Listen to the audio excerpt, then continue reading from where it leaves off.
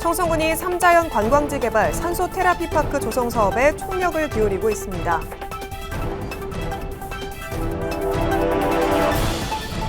청송군이 9월 정기분 재산세 납부를 당부했습니다.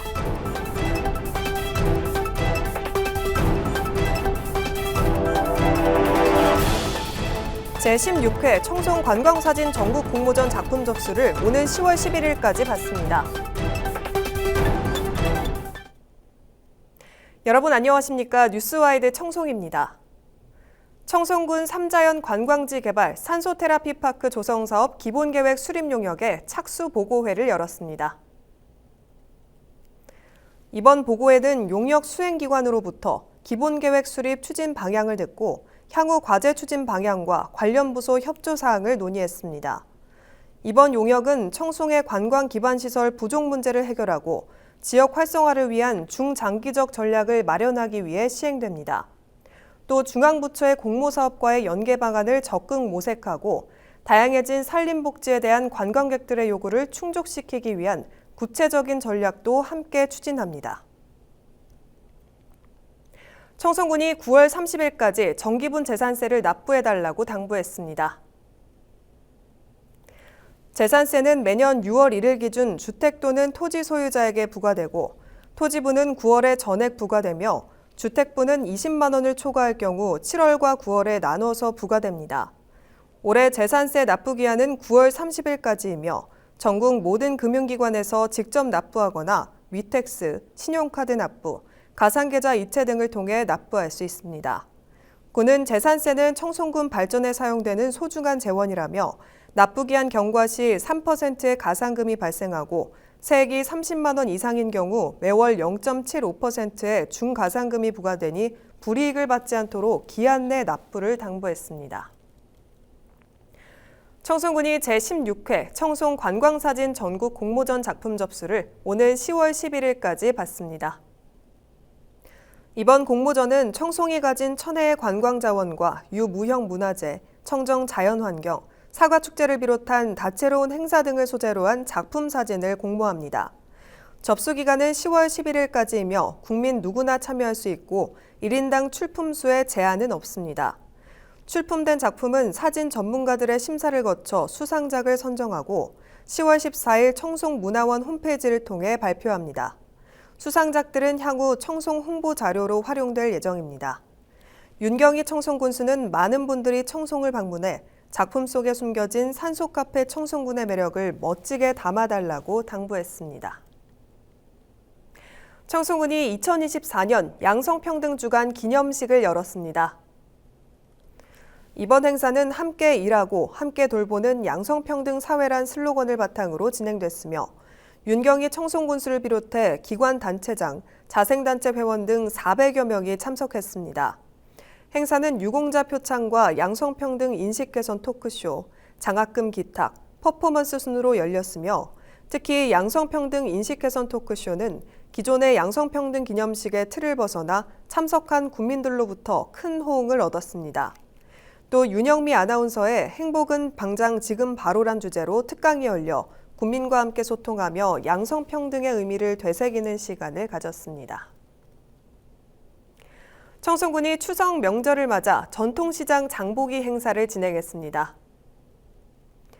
이번 행사는 지역 상권의 침체와 매출 감소로 어려움을 겪고 있는 전통시장을 활성화하고 지역 경제를 살리기 위해 마련됐습니다.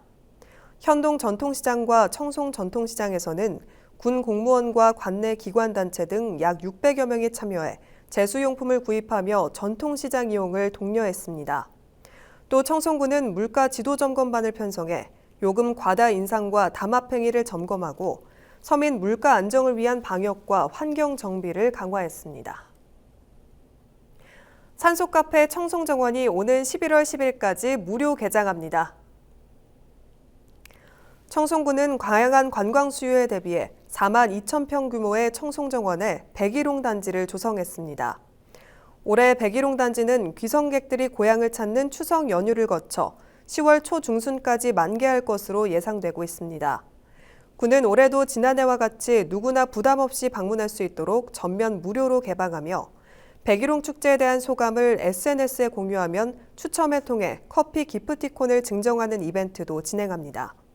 한편 산소카페 청송정원은 지난해 가을 9월에서 10월 2개월 동안 약 15만 명 이상이 방문하며 청송군의 새로운 관광 명소로 자리매김했다는 평가를 받고 있습니다. 청송군이 심천 최종국 작가 작품 기증식을 열었습니다. 최종국 작가는 10회 개인전과 다양한 단체전에서 활발한 활동을 펼쳐왔으며 특히 2016년 군립 청송야송미술관에서 초대전 강좌경승, 낙동강 물길 따라를 개최한 바 있습니다. 이번 기증식에서는 그가 청송을 위해 기증한 작품 주황산 대전사가 소개됐습니다. 이 작품은 주황산의 실경을 배경으로 대전사를 운치 있게 담아낸 실경산수화로 작가의 독창적인 동양화 기법인 일자준으로 초묵 작업된 것이 특징입니다. 윤경희 군수는 귀중한 작품을 국민과 관광객들에게 선보일 수 있도록 최선을 다하겠다고 포부를 밝혔습니다. 청송군이 최근 완공된 황금 사과 연구단지를 위해 지역 출신 기업인들로부터 사과 사진 작품을 기증받았습니다. 이번에 기증된 작품은 김종한 작가의 애플아이로 270만 원 상당의 가치를 지닌 사과 사진입니다. 특수 조명을 사용해 사과 한 개를 촬영한 이 작품은 수준 높은 예술성을 인정받고 있으며 전국 최고 품질의 사과 생산지로 알려진 청송의 이미지와 부합한다는 평가를 받고 있습니다. 기증자인 김영섭 대표는 청송군 파천면 직영리 출신으로 전 제구 청송군 향후회장을 역임하며 고향 발전에 기여해왔습니다. 기증된 사진 작품은 청송 황금 사과 연구단지 내 미래관에 전시될 예정이며 방문객들에게 청송 사과의 우수성을 시각적으로 전달하고 지역 특산품에 대한 관심을 높일 수 있을 것으로 기대됩니다. 청송군이 2024년산 건고추 수매를 실시했습니다. 이번 수매는 청송농협 지점별로 진행됐으며 농협과 계약재배 약정을 체결한 631농가에서 14만 근을 수매했습니다. 수매 단가는 한 근당 만원에서 12,500원으로 작년 가격 대비 1.3% 상승했습니다. 한국농촌경제연구원에 따르면 올해 고추 생육 상황은 전년과 비슷하지만 재배 면적 감소와 지속적인 고온, 가뭄 등의 영향으로 전국 고추 수확량은 평년 대비 9% 감소할 것으로 예상했습니다. 군은 고품질 고추 생산을 통한 청송고추의 시장 경쟁력 향상을 위해 지원을 아끼지 않겠다고 밝혔습니다.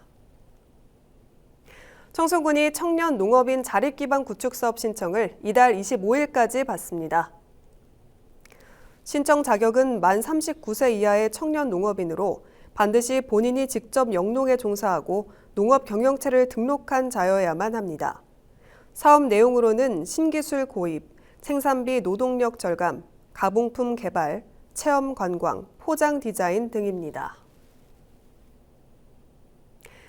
오늘 저희가 준비한 소식은 여기까지입니다. 이상으로 뉴스와이드 청송을 모두 마칩니다. 함께해 주신 여러분 고맙습니다.